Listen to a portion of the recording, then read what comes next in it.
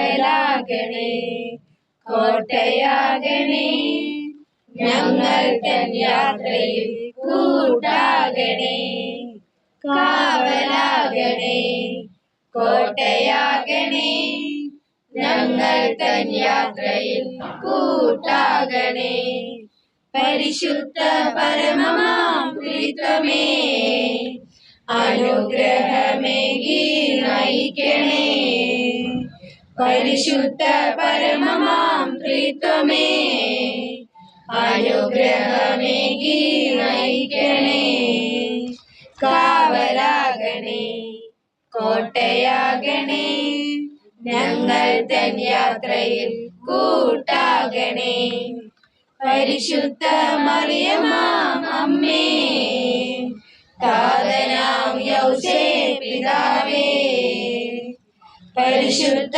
മറിയമാം അമ്മേ താതനാം യൗസേപ്പ് പിതാവേ കാവലാകണേ കോട്ടയാകണേ ഞങ്ങൾ തൻ യാത്രയിൽ കൂട്ടാകണേ നവവൃന്ദം മാലാഖമാരേ കാവൽ മാലാഖമാരേ നവവൃന്ദം മാലാഖമാരേ കാവൽ മാലാഖമാരേ കാവലാകണേ കോട്ടയാകണേ ഞങ്ങൾ തൻ യാത്രയിൽ കൂട്ടാകണേ ഞങ്ങൾ തൻ നാമം ധരിക്കും ശ്രേഷ്ഠരെ സകല വിശുദ്ധരെ ഞങ്ങൾ തൻ നാമം ധരിക്കും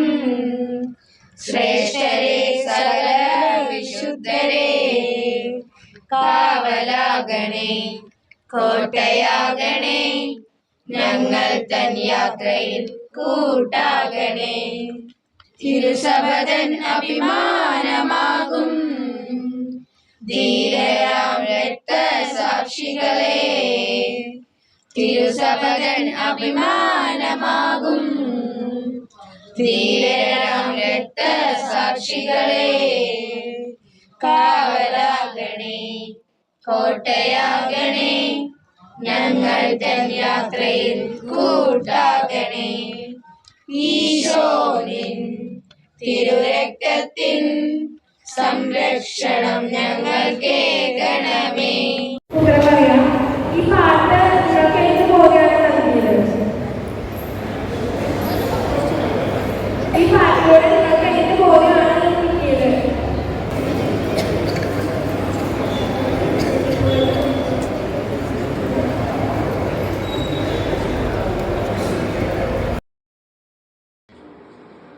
മക്കളെ, നിങ്ങളിപ്പോൾ കേട്ട ചെറിയ പാട്ടിൽ നിന്ന് എന്തൊക്കെയാണ് നമുക്ക് കിട്ടിയ ബോധ്യങ്ങൾ?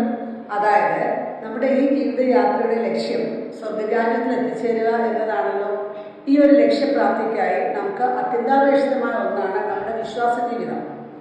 നമ്മുടെ വിശ്വാസ ജീവിതം ഓരോ ദിവസവും തീഷ്ണതയുള്ളതായി മാറണമെങ്കിൽ നമുക്ക് നല്ല നല്ല അനുഭവങ്ങളും അതിൽ നിന്നുണ്ടാകുന്ന ബോധ്യങ്ങളും ആവശ്യമാണ്.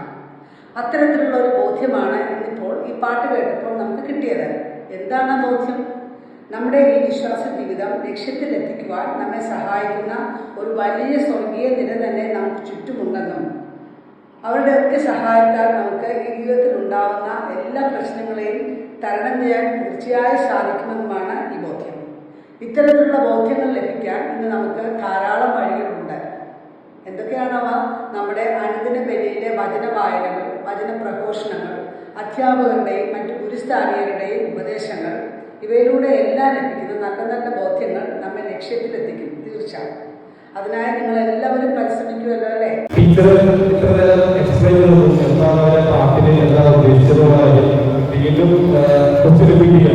ഈ പാട്ടിലൂടെ എന്താണെന്ന് മനസ്സിലായാലോ? നിങ്ങൾ കണ്ടന്റ് ഏതാണ് കിട്ടിയത്? ഇതുവരെ പ്രസന്റ് ചെയ്തല്ലോ, അതല്ലെങ്കിൽ സോങ്ങൊക്കെ പാടിയാലും ആ സോങ്ങിനെ കുറച്ച് പ്രക്കാണൊക്കെ ഉണ്ടായിരുന്നു. ആ പ്രക്കാണത് കുറച്ച് കണ്ടല്ലായിരുന്നു. അതെല്ലാം മനസ്സിലാക്കി നിങ്ങൾക്ക് എന്താണ് മനസ്സിലായത്? അതാണ് ബിരിയാണി. നിങ്ങൾക്ക് ഈ പാട്ടിലാണ് നിങ്ങളുടെ ആക്ടിവിറ്റി വഴി നിങ്ങൾക്ക് എന്ത് മനസ്സിലായി, നിങ്ങൾക്ക് എന്ത് കിട്ടി, എന്ത് ആണ് നിങ്ങൾക്ക് മനസ്സിലായത്? ആരെങ്കിലും അറിയാതെങ്കിലും ഉണ്ടോ? സമ്മാനം പോലും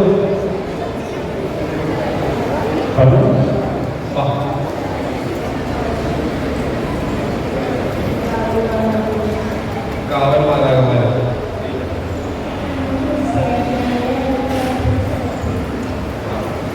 അതാണ് കുറച്ചുകൂടി ശരിയായിട്ടുള്ള